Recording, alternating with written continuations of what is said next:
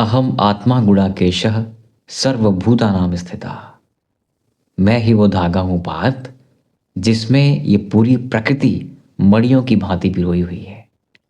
और उसी को हम क्वांटम इंटैंगलमेंट कहते हैं। इसी को हम कॉन्शियसनेस कहते हैं। जो परम कॉन्शियसनेस है, जो परम तत्व है, वो ईश्वर है। सब एटम्स के अंदर स्थित ईश्वर है। इसका तात्पर्य ये हुआ कि इस चराचर जगत में जो कुछ है वो ईश्वर है। और इस यूनिवर्स में जो कि ईश्वर का एक रूप है, वो एक्सपैंड कर रहा है। अब जब यूनिवर्स एक्सपैंड कर रहा है, हम भी उसी यूनिवर्स का एक पार्टिकल है। अगर हम एक्सपैंड नहीं करेंगे तो ये गोचर या कोई भी गोचर, कोई भी अच्छी से अच्छी दशा हमें वो रिजल्ट नहीं दे पाएगी जो एक्चुअल में हम डिजर्व करते हैं या हम कर सकते थे। इसका तात्पर्य ये हुआ कि लाइफ में मोमेंट कैसा भी हो, दशा कैसी भी हो, गोचर कैसा भी हो, एक चीज याद रखनी है, वो है ग्रोथ, वो है प्रोग्रेस। और प्रोग्रेस आए ना आए, उसका प्रोसेस बड़ा इंपॉर्टेंट है। बॉडी बने ना बने, जिम जाना बड़ा इंपॉर्टेंट है। ठीक है। नमस्कार मित्रों, मेरा नाम है ब्रिजेश मिश्र। मैं ज्योतिष और विज्ञान का छात्र हूँ। आपका स्वागत करता हूँ आपके अपने ही channel scientific astrology with Brijesh Mishra पर, जहाँ पर हम ज्योतिषीय घटनाओं को जानने समझने का प्रयत्न करते हैं कि कौन सा गोचर क्या शुभता लेके आ रहा है। मित्रों, आज का प्रकरण है फरवरी महीने में कुंभ राशि के लिए जो ये चतुर्ग्रही या पंचग्रही गोचर हो रहा है, वो कैसा रहने वाला है। मित्रों देखिए, फरवरी का महीना और फरवरी के महीने के फर्स्ट वीक में, यानी कि 4 फरवरी से लेकर के 4, 6, 13 बुध, शुक्र और सूर्य की का गोचर हो जाएगा कुंभ राशि के आपके पहले ही घर में, यानी कि आपकी ही राशि में। तो एक बात तो तय है कि इस पूरे कॉस्मोस में अगर कोई राशि सबसे ज़्यादा इम्पैक्ट में आएगी तो वो कुंभ राशि आने वाली है, इस पंचग्रही युति के कारण। तो 13 के बाद 23 को जो गोचर होगा, वहां पर आपके पंचग्रही युति बनेगी, क्योंकि राहु, मंगल, सूर्य, बुध और शुक्र 5-5 ग्रह आपके पहले घर में बैठेंगे, आपकी राशि बैठेंगे। इससे क्या होगा मित्रों, देखिए, पहले घर में बुध बैठे, शुक्र बैठे, सूर्य बैठे या मंगल बैठे, राहु पहले से बैठा है। राहु स्वग्रही ही है। यथा राहु तथा शनि। कुंभ की शनि की राशि है कुंभ, और कुंभ राहु का अपना घर जैसा है। राहु कंफर्टेबल है, उसे कोई दिक्कत नहीं है, वो पॉजिटिविटी क्रिएट करेगा। हाँ, राहु की 2 साइडें हैं, प्लस और माइनस। प्लस ये है कि वो बड़े गोल्स, बड़ा पैसा, बड़ा एम, घर, गाड़ी, पैसा, प्रेम, ये सब करने का कोशिश करेगा। बिजनेस बड़ा करने की कोशिश करेगा, ट्रैवल करने की कोशिश करेगा। प्रॉब्लम बस इतनी सी है, ये हमेशा आपको इल्यूजन ज़रूर देगा, अच्छा हो या बुरा। जो लोग इस इल्यूजन को समझ गए कि क्या सही है क्या गलत है, उनके लिए ये राहु सोने का सुहागा है। लेकिन जो इसी राहु के इल्यूजन में आके फंस गए, तो जो राहु की पॉजिटिव साइड है वो नहीं अचीव कर पाते। ठीक है। तो राहु कंफर्टेबल है, आपके पहले घर में बैठा है। बुध, शुक्र, सूर्य, ये आपको 4 फरवरी, 6 और क्रमशः सूर्य के लिए आप देखेंगे तो 13 फेब ये गोचर होगा। अब बुध कौन है आपके लिए, आप देखेंगे 5वें और 8वें घर के मालिक हैं। 5वां घर माने कि मिथुन राशि जहां पर है, जहां गुरु बैठे हुए हैं। ठीक है। और 8वां घर आपका सडन चेंजेस, ऑकल्ट, रिसर्च, मृत्यु भाव, जहां सब कुछ परिवर्तित हो जाता है, वो परिवर्तनशील भाव, 8वां भाव।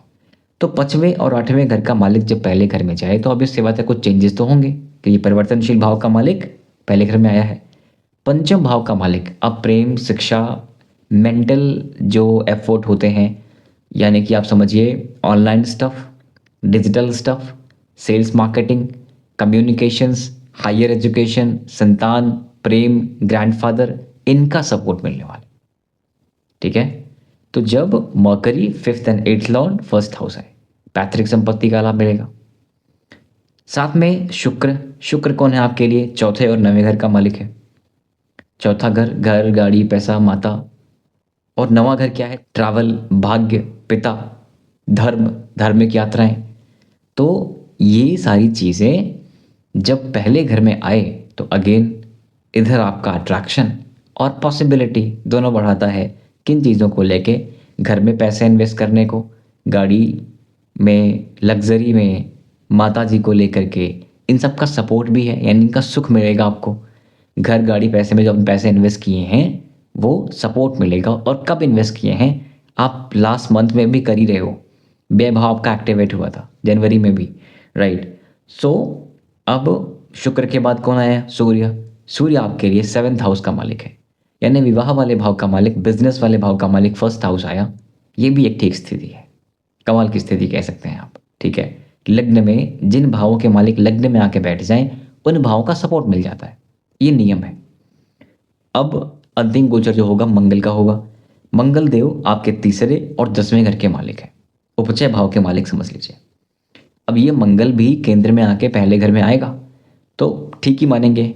कर्मेश है मंगल आपका, करियर का मालिक। तो काम कारोबार को लेके भी पॉसिबिलिटीज़, बेहतर पॉसिबिलिटीज़ दिखाई दे रही हैं। पुरुषार्थ पराक्रम के साथ साथ ऑनलाइन चीज़ों में भी बेहतर लाभ दिखाई दे रहा है, ठीक है। विदेश संबंधित चीज़ों में भी फरवरी में आपको लाभ ज़रूर है, इन्वेस्टमेंट में भी लाभ ज़रूर है, एक्सपोर्ट इंपोर्ट में भी लाभ ज़रूर है। थोड़ा सा सावधान रहिएगा ट्रैवल करते टाइम, वाहन यूज करते टाइम सावधान रहिएगा। ब्लड संबंधित चीज़ों को लेकर के सावधान रहिएगा, चोट चपेट को लेकर सावधान रहिएगा। तो ये तो मित्रों है कौन कौन सा ग्रह पहले घर में गोचर कर रहा है और क्या होगा। लेकिन इन सिर्फ 4 ग्रहों से फरवरी तो नहीं बनी है ना। फरवरी है एक महीना जो कि आपके 9 ग्रहों के बारे में जानना इंपॉर्टेंट है। तो आइए बात करते हैं 2nd हाउस में कौन है, शनि है। मालिक कौन है 2nd हाउस का, गुरु है। पंचम भावस्थ है, भाव ठीक है, वक्री है, शत्रुवत है। तो शनि जो है ये आपके 4थे घर को देख रहा है, व्यय कराएगा पैसों का, घर गाड़ी पैसा, लेकिन लाभ भी देगा किसका, पैसों का, क्योंकि ये शनि आपके लाभ वाले स्थान को भी देख रहा है। बात बस इतनी सी है कि जब शनि लाभ वाले स्थान को देखे तो लाभ ग्रेजुअल होता है, इसलिए पेशेंस डेवलप करिए, समय बुरा नहीं है। 7.5 का अंतिम चरण धीरे धीरे निकल रहा है और धीरे धीरे निकलता हुआ ये चरण आपको इतनी सावधानियां, इतने सुझाव, इतनी चोटें दे चुका है कि आपको अब समझ आ जाना चाहिए क्या सही है और क्या गलत है, ठीक है। तो शनि का आपके 4th हाउस पे इम्पैक्ट है, धन वाले घर में बैठा। दुर्मुख योग बनता है अगेन, वाणी को लेकर सावधान रहना है, भोजन को लेकर सावधान रहना है, झगड़ों को लेकर सावधान रहना है, खासकर परिवार में, ठीक है। बाकी सुख में शनि डिले अवश्य करता है लेकिन डिनाई नहीं करता, तो चीज़ें होंगी। ये शनि आपके 8th हाउस को भी देख रहे हैं, ऑकल्ट को भी देख रहा है, रिसर्च को भी देख रहा है, मेडिकल साइंसेज को भी देख रहा है, ठीक है। और यही शनि 8th के बाद आप ये समझेंगे कि 8, 9, 10 लाभ वाले भाव को भी देख रहा है। तो इनकम की बात हम पहले कर चुके हैं कि टाइम लगेगा, बातें होंगी, घटनाएं होंगी, टाइम लगेगा। शनि के बाद गुरु बैठा पंचम में, मालिक है आपके 2रे घर का और लाभ वाले स्थान का। तो लाभ वाले स्थान का और 2रे घर का मालिक ये समझिए कि वक्री है। अब जब वक्री है तो ऑब्वियस सी बात है एफर्ट डलेगा, रिजल्ट कम आएगा, है ना। तो इनकम को लेके, धन को लेके जो लोग इस महीने कुछ बड़ा प्लान कर रहे हैं, एक चीज़ मान के चलिएगा कि 100 रुपये चाहिए तो 150 की मेहनत करनी ही पड़ेगी, तभी ये वक्रत्व आपको कुछ पॉजिटिविटी क्रिएट कर सकता है, ठीक है। उसके बाद आप देखेंगे ना, ये गुरु आपके 1st हाउस को, लाभ वाले स्थान को और इसके बाद 9th हाउस को भी देखेगा। गुरु की दृष्टियाँ अमृतमयी होती हैं, भाग्य भाव ठीक है, इनकम भाव भी ठीक है और हेल्थ वाला भाव भी बेहतर है, लास्ट मंथ से बेहतर होगा। शादी वाले भाव में, बिजनेस वाले भाव में जो कि सिंह राशि है, सूर्य की राशि है, वहाँ केतु बैठा है। विवाह को लेके बहुत कमाल की सिचुएशंस नहीं क्रिएट कर रहा है। बिजनेस पार्टनरशिप को लेकर के भी सिचुएशंस बहुत अच्छी नहीं क्रिएट कर रहा है। ये केतु 1, 2, 3, 4, 5 5th हाउस देगा आपके लाभ वाले, इच्छा वाले स्थान पे, मूडी बनाएगा। मूडी का मतलब कुछ आज चाहिए तो अभी चाहिए, और जब खरीद लेंगे तो क्यों खरीदा, ऐसे भी थॉट आपको आने वाले, ठीक है। इन्वेस्टमेंट करनी है तो इसी में करनी है, और कर लेने के बाद क्योंकि ये थॉट भी आपको आने वाला है। इसलिए पेशेंस रखिएगा और ध्यानपूर्वक ही इन्वेस्टमेंट करिएगा। 1st हाउस पे भी इम्पैक्ट केतु का है, तो थोड़ा सा कम घुलना मिलना, अपने आप में रहना, आइसोलेशन की तरफ देखना जाना, एकांत में रहना, ये रहेगा और ये बुरा नहीं है। जो लोगों को दुनियादारी बहुत पसंद है, उसी में रहना चाहते हैं, उनको प्रॉब्लम करेगा, उनको एंजाइटी देगा। लेकिन जो लोग अकेले रहना चाहते हैं उनके लिए बहुत कमाल का फेज ये राहु क्रिएट कर रहा है, सॉरी केतु क्रिएट कर रहा है। यही केतु आपके पुरुषार्थ पराक्रम को देखता है। जो कि मूडी बनाता है। काम करने का मन करेगा तो खूब सारा काम करेंगे। अब केतु जहां बैठा शादी वाले घर में, बिजनेस वाले घर में, उसका मालिक सूर्य शत्रुवत है। और शत्रुवत सूर्य जब फर्स्ट हाउस आए तो थोड़ा ईगो से बचना चाहिए आपको, झगड़े इत्यादि से बचना चाहिए आपको। ठीक है। बुध, शुक्र और सूर्य एक साथ आपके बिजनेस वाले भाव, पार्टनरशिप वाले भाव, विवाह वाले भाव को देख रहे हैं। साथ में राहु भी देख रहा है, केतु वहां पहले से बैठा हुआ है। ठीक है। तो विवाह वाला भाव तो बल उसका बढ़ गया ना, ये बल बढ़ जाने से विवाह वाला भाव एक्टिवेट होता है। ठीक है। क्योंकि सूर्य की राशि में ना तो बुध अनकंफर्टेबल है, ना तो सूर्य का स्वयं स्वयं की राशि है। ठीक है। इसलिए वो उसका बल बढ़ता दिख रहा है। और 23 फरवरी के बाद मंगल भी आपके फर्स्ट हाउस आएगा, तो उसका बल, उसका इम्पैक्ट भी आपके शादी वाले भाव पर पड़ेगा। तो अगेन विवाह और पार्टनरशिप वाला भाव बली है। येट आई वुड से, क्योंकि केतु वहाँ बैठा हुआ है, पार्टनरशिप में दरारें क्रिएट करेगा। सावधानी पूर्वक पार्टनरशिप करिए, या हो सके तो फ्रंट पे लीड करिए, अकेले चलाने का प्रयास करिए यदि संभव हो तो। विवाह वाले भाव को अगर जैसे विवाह जो लोग देख रहे हैं, मैं कहूँगा कि 2 महीने 4 महीने और रुक जाएं, केतु को वहाँ से निकल जाने दें। और जो लोग विवाह में ऑलरेडी हैं, थोड़ा सा केयरफुल रहें और अपने बर्ताव पे ध्यान दें। ठीक है। मंगल जब तक 23 फरवरी तक आपके 12वें घर में है, व्यय वाले भाव में है, आपके लिए आपका मंगल जो है 3rd एंड 10th का लॉर्ड है। विदेश की स्थितियां क्रिएट कर रहा है, ऑनलाइन एंड ऑफलाइन काम कारोबार को लेके। ठीक है। ये मंगल का इम्पैक्ट 1 2 3 4 पुरुषार्थ पराक्रम पे है। बड़ा कमाल का फेस है, अच्छा सा मान लीजिए इसको।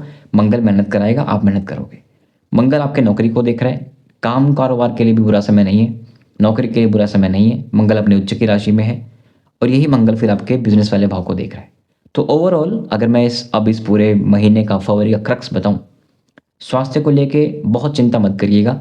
हाँ, थोड़ी मोड़ी दिक्कतें स्किन को लेके, स्टमक को लेकर के, बीपी को लेके, जो लोग वृद्ध हैं और हार्ट के इश्यू से परेशान हैं, थोड़ा सा केयरफुल रहना है, क्योंकि बहुत सपोर्ट यहाँ पर आपको नहीं मिलता दिख रहा है। मानसिक रूप से पीड़ा थी, अभी भी है, इल्यूजन था, अभी भी है। ठीक है। धन को लेके बहुत विकट स्थितियां नहीं है। पुरुषार्थ पराक्रम भाव ठीक है, सुख भाव भी ठीक है, संतान, प्रेम, शिक्षा इत्यादि वाला भाव भी बुरा नहीं है, ठीक है। शादी वाला भाव थोड़ा पोस्टपोन कर सकते हैं तो कर दीजिएगा। और ऑलरेडी मैरिड है, थोड़ा सा पेशेंस रखिएगा, समय निकल ही रहा है।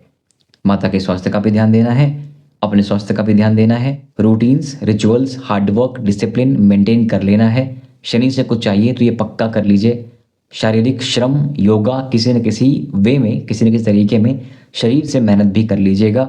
डीप ब्रीदिंग करना बिल्कुल नहीं भूलना है। भगवान शंकर का अभिषेक करना बिल्कुल भी नहीं भूलना है। शत्रुवत सूर्य है, आराधना करिए, आदित्य हृदय स्तोत्रम का पाठ किया करिए और सूर्यदेव को अर्घ्य दिया करिए। ठीक है। सो दैट्स इट फॉलो मित्रों, आपके सपोर्ट के लिए बहुत बहुत धन्यवाद। Thank you very much. नमस्कार, जय श्री राम।